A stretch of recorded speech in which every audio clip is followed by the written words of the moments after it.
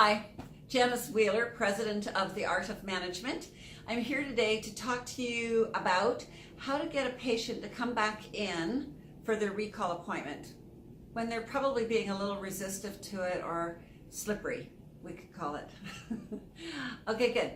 So in the first place, every patient before they leave the practice should be very well educated on keeping appointments, why it's important to come back and do their recall, recare, revisit appointment. That's the first thing. If that's done, your life gets easier because they'll be more likely to keep their appointments. But now let's say that hasn't been done and the person, it's time for them to come back and they cancel it or don't show up for it. And so now you have a problem. So some people, it's just gonna be a simple phone call and they'll just reschedule, no problem.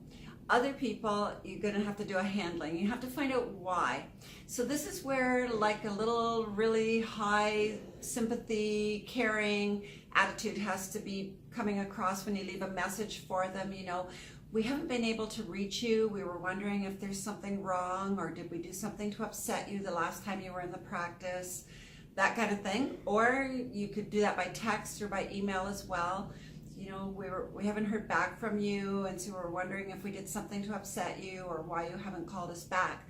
Because good people will actually respond to that message.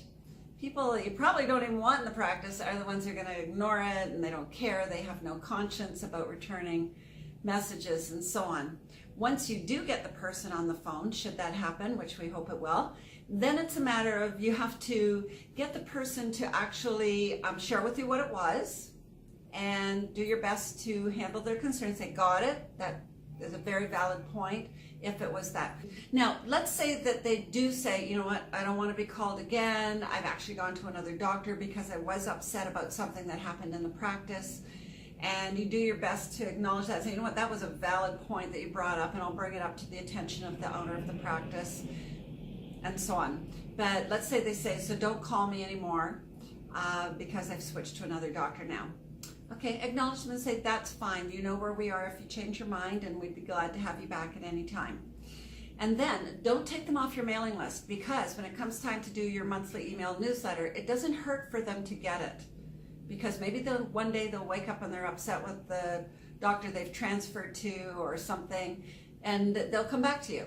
So keep the communication going. You never know. They might find their way back to your practice. So there you go, a little helpful hints, hopefully. And that's all for now. We'll talk to you later. Bye.